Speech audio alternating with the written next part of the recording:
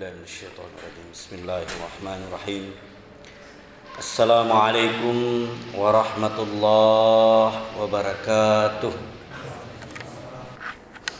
الحمد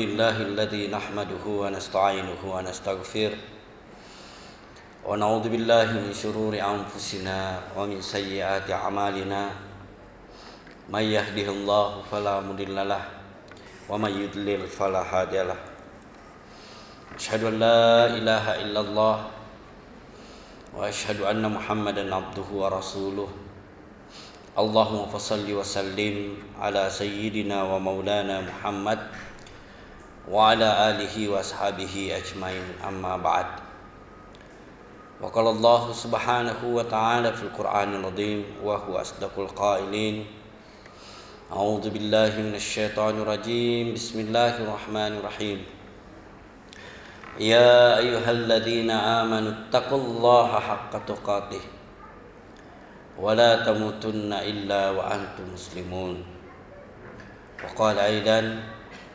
والعصر إن الإنسان لفي خسر إلا الذين آمنوا وعملوا الصالحات وتواصوا بالحق وتواصوا بالصبر. Sadaqallahul adzim. Bapak-bapak jamaah Jumat rahimakumullah. Marilah kita kembali memanjatkan puji syukur kehadirat Allah Subhanahu wa taala.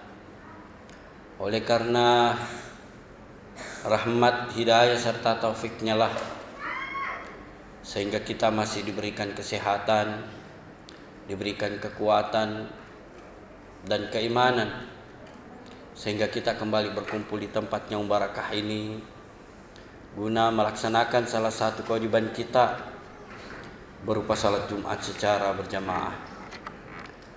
Salawat serta salam tak lupa kita kirimkan kepada baginda Rasulullah Nabi Muhammad sallallahu alaihi wasallam, Nabi yang senantiasa menjadi panutan teladan kita di dalam melaksanakan segala aktivitas sehari-hari kita. Selanjutnya selaku khatib tak bosan-bosannya mengingatkan bapak-bapak hadirin sekalian untuk tetap bertakwa kepada Allah Subhanahu wa taala kapan, di mana dan dalam kondisi apapun diri kita. Jamaah Jumat rahimakumullah, akhir-akhir ini bangsa kita sedang berduka. Begitu banyak bencana di sekitar kita. Salah satu di antaranya adalah adanya gempa bumi, tanah longsor di daerah Cianjur yang mereka tidak pernah prediksi akan terjadi seperti itu. Bahkan dari berita, cerita orang yang mengalaminya tidak sampai 1 menit. Bahkan ada orang yang hanya sejenak meninggalkan rumahnya. Anaknya sementara tidur, istrinya sementara di dapur. Hanya sejenak, hanya sekitar 50 meter dia tinggalkan rumahnya. Terjadi gempa. Ketika kembali mencari keluarganya, sudah tertimbun, bahkan belum bisa dievakuasi. Begitu banyak jeritan yang ada di sana. Begitu perih mereka. Bagaimana sikap kita? Yang pertama, di satu sisi ada empati, ada kepedulian kita dengan cara mendoakan, mudah-mudahan yang ditimpa musibah hingga merenggut nyawa mereka itu diterima baik di sisi Allah Subhanahu wa taala. Keluarga yang tinggal diberikan kesabaran. Yang ditimpa bencana, yang luka berat maupun ringan, diberikan ketabahan dan kesabaran. Karena begitu memilukan. Bukan puluhan, bukan ratusan rumah yang rusak berat, tapi ribuan. Setidaknya bencana alam di sekitar kita menjadi pelajaran bagi kita. Idza arada syai'an ayyaqula lahu kun fayakun. Jika Allah Subhanahu wa taala menghendaki sesuatu, Dia hanya mengatakan kun, jadi, maka jadilah. Sehingga hindarkanlah sifat kepongaan kita, kesombongan kita di hadapan manusia. Tidak perlu jauh. Jumat lalu, dulu orang mengatakan kalau Sudiang banjir, tenggelam di kota. Ini kan bahasa kepongahan sebenarnya. Kalau Sudian sudah tenggelam, sudah banjir, maka kota lebih-lebih. Tapi faktanya, Sudiang banjir, kota tidak ada masalah. Bahkan ketika kita bicara dengan teman, dia mengatakan di Jembatan Daya itu kering. Tapi kenapa air di daerah Sudian di sana, termasuk di rumah saya, sampai di lutut airnya? Coba bayangkan. Itu kembali idza arada syai'an ayaqula lahu kun fayakun. Jadi menjadi pelajaran bagi kita. Kita tidak boleh lengah. Kita tidak boleh lalai di dalam mengingat Allah Subhanahu wa taala. Di satu sisi kita bersyukur kembali. Oleh karena Allah Subhanahu wa taala memberikan kesehatan kepada kita, memberikan kekuatan kepada kita, memberikan kesempatan kepada kita untuk beribadah kepadanya. Ada ulama pernah berpesan, dan ini sering saya sampaikan. Sesekali tingkatkan kesyukuran kita dengan cara jalan-jalan ke penjara, lembaga pemasyarakatan. Kalau kita tidak bisa masuk, setidaknya parkir mobil tak di depan lembaga pemasyarakatan. Kemudian tatap masuk ke dalam dan renungkan bahwa di dalam sana banyak orang yang dia minta, ya Allah berikan saya kebebasan, agar mereka bisa ketemu keluarganya, berkumpul dengan keluarganya, bisa melaksanakan kembali aktivitas sehari-harinya untuk mencari rezeki. Renungkan bahwa di dalam sana tidak semua orang yang dipenjara itu adalah orang yang bersalah, hanya diputus bersalah. Bisa saja dia dalam sana ada orang yang difitnah, atau mungkin ada yang tangkap salah, sehingga dia harus mempertanggungjawabkan suatu perbuatan yang bukan dia yang lakukan. Maka bersyukurlah kita yang ada di sini, yang bisa saja kesalahan kita lebih fatal daripada orang yang dipenjara.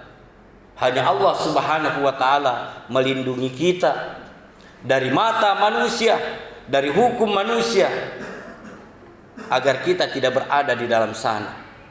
Sehingga dengan demikian kita manfaatkan kebebasan kita untuk banyak-banyak mendekatkan diri kepada Allah Subhanahu wa taala. Kemudian ulama itu berpesan lagi, sesekali kita jalan-jalan ke rumah sakit, terutama di UGD, apalagi di HCU atau ICU. Kalau kita tidak bisa masuk, setidaknya kita renungkan di dalam hati kita bahwa di dalam sana begitu banyak orang yang mengerang kesakitan, bahwa di dalam sana banyak orang yang tidak bisa menggoyangkan badannya.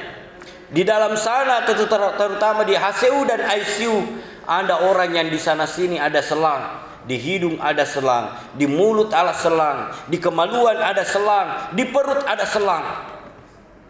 Doanya hanya satu, ya Allah berikan saya kesembuhan.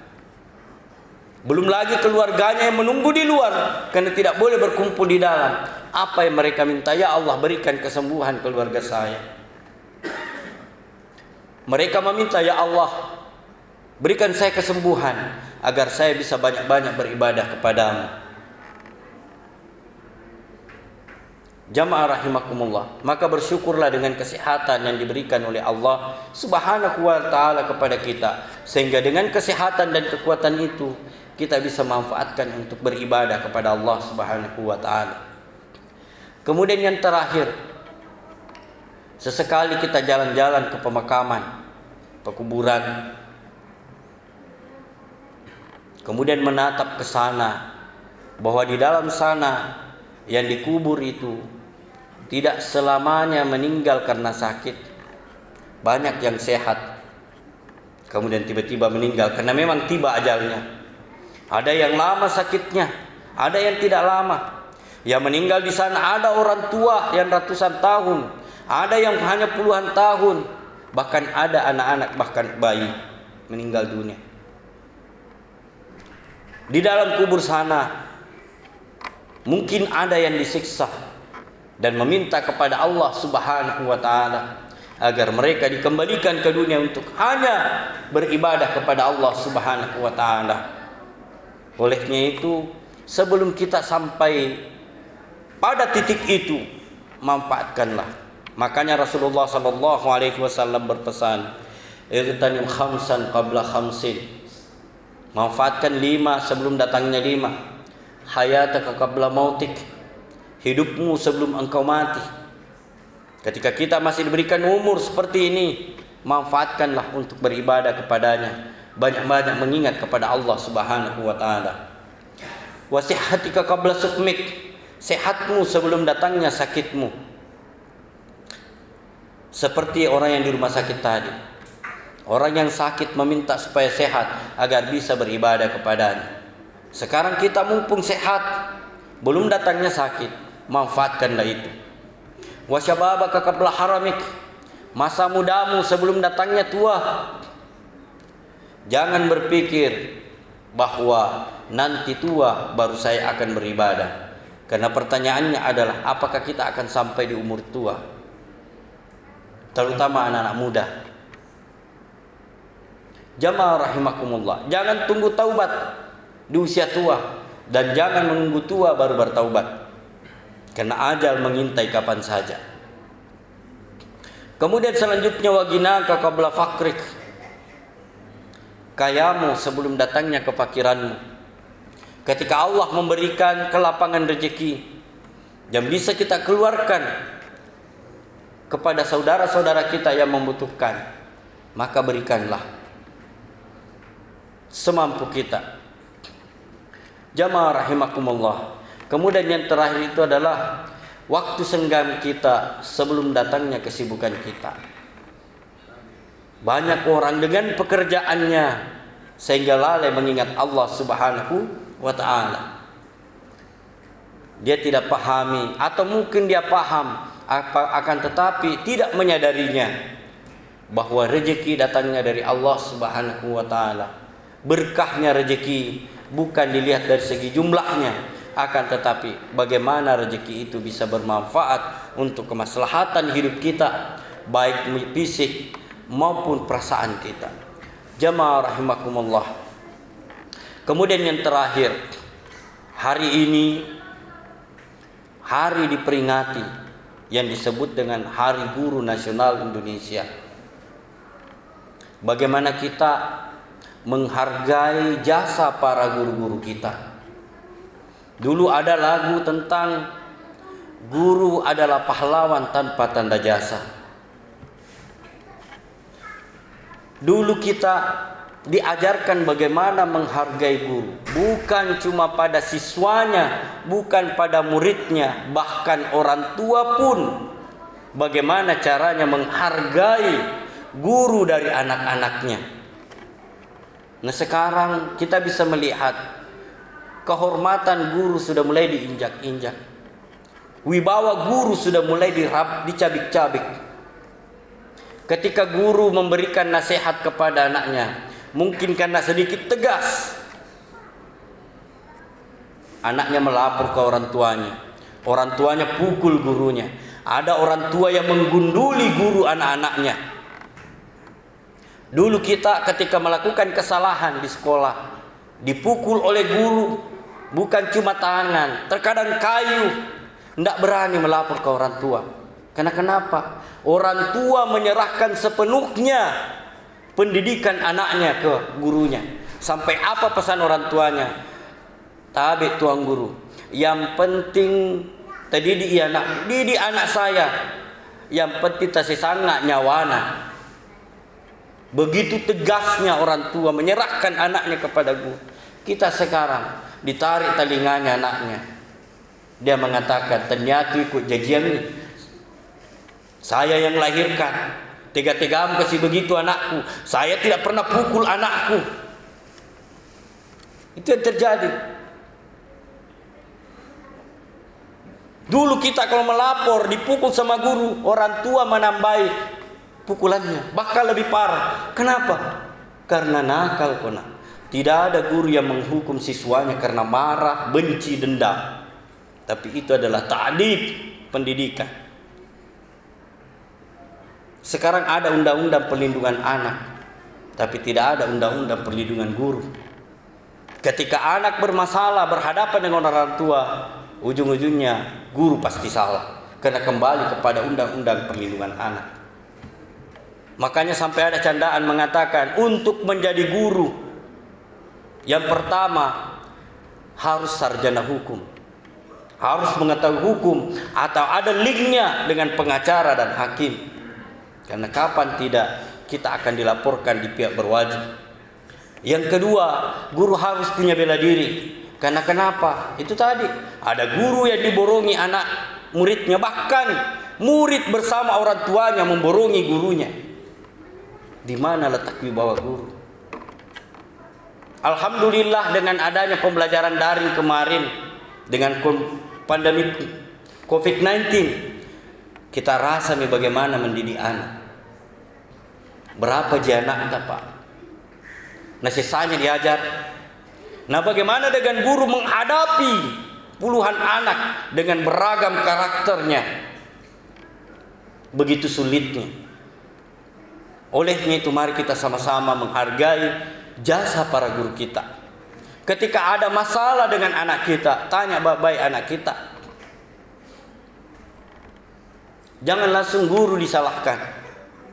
Karena perjuangan guru itu luar biasa. Belum lagi terkait masalah tunjangannya yang tidak jelas. Ada yang mengatakan, Ustadz, kan ada sertifikasi. Ada sertifikasi. Tapi dibanding dengan waktunya, itu tidak sebanding. Bahkan saya pernah berdebat dengan istri saya sendiri.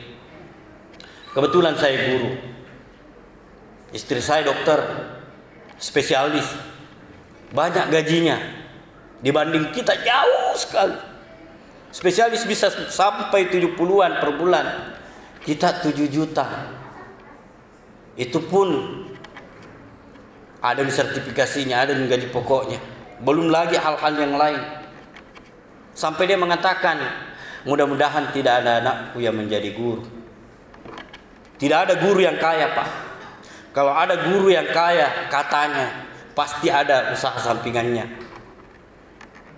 Kalau tidak korupsi, pertanyaannya guru mau korupsi apa? Nah dizalimi begitu banyak. Olehnya itu di momen peringatan Hari Guru ini, bagi teman-teman guru, saya ucapkan selamat Hari Guru. Dan tetap bersabarlah menghadapi begitu banyak tantangan dan ujian yang kita hadapi. Tantangan yang pertama adalah karakter peserta didik sudah berbeda dengan dulu. Karakternya berbeda di mana? Anak-anak sudah terpengaruh dengan gadget. Belum lagi protektif orang tuanya yang terkadang berlebihan. Jelas-jelas anaknya nakal masih dibela.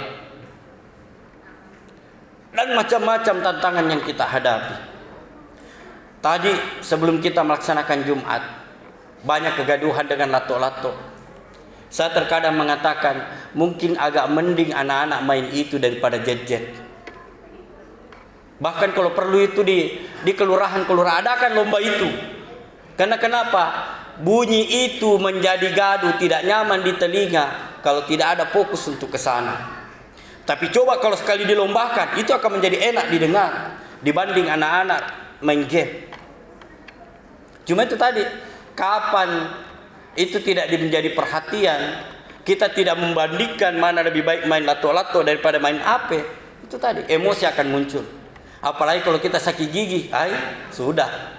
Bunyi apapun, jangankan lato-lato, orang mengaji saja najalek bacaannya, emosi.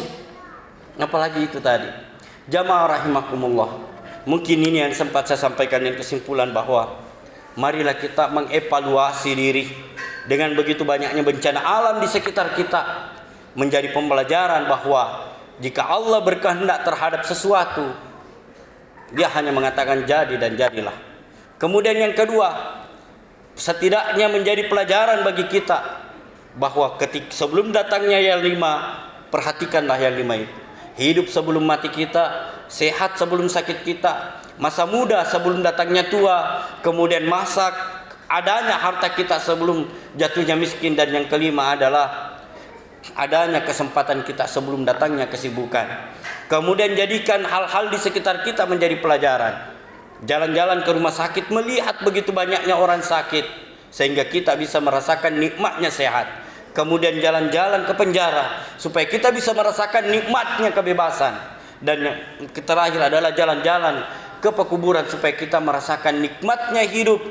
Sehingga dengan merasa bersyukur, setidaknya meningkatkan ketaatan kita kepada Allah Subhanahu wa ta'ala. Kemudian terkait masalah hari guru ini, mari kita sama-sama menghargai, bukan sebatas jasanya para guru, tetapi tetap kita menghormati dan menghargai para guru kita. Lebih dan kurangnya mohon dimaafkan. Wallahu muwaffiq ila aqwamit thariq. Barakallahu li wa lakum fil Qur'anil azim wa nafa'ani wa iyyakum ma fihi minal ayati dzikril hakim wa taqabbal minni wa minkum tilawatahu innahu huwal ghafurur rahim. Alhamdulillah, alhamdulillahilladzi hamdan kama amar. Asyhadu an la ilaha illallah, asyhadu anna Muhammadan abduhu wa rasuluh, al-mab'uts rahmatan lil alamin. Allahumma shalli wa sallim ala sayyidina wa maulana Muhammad wa ala alihi wa ashabihi ajmain, amma ba'd. Wa qala Allah subhanahu wa ta'ala fil Qur'anil azim wa huwa asdaqul qailin. A'udzu billahi minasy syaithanir rajim. Bismillahirrahmanirrahim.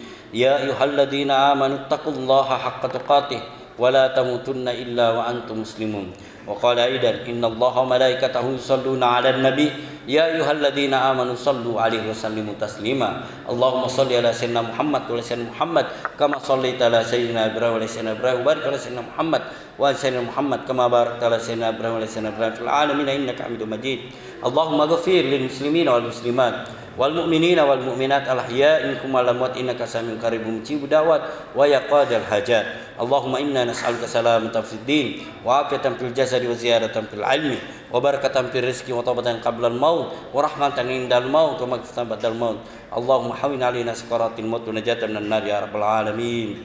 Allahumma arinal haqqa haqqan warzuqna ittiba' wa arnal batila batilan warzuqna ijtinaba. Allahumma nawwir qulubana ka qalbi rasulika ya Allah. Allahumma yassir umurana wa ballighna Ramadan. Allahumma rabbi ighfir lana wa liwalidayna warhamna kama rabbawna shighara. Allahumma rabbana atina fid dunya hasanah wa fil akhirati hasanah wa qina adzabannar. Ibadallah, inna Allah ya'muru bil adli wal ihsan wa itaa'il qurba wa yanha 'anil fahsya'i wal munkar wal baghi ya'idzukum la'allakum tadhakkarun. Wa la dzikrullahi akbar wallahu ya'lamu ma tasna'un. Aqimus shalah.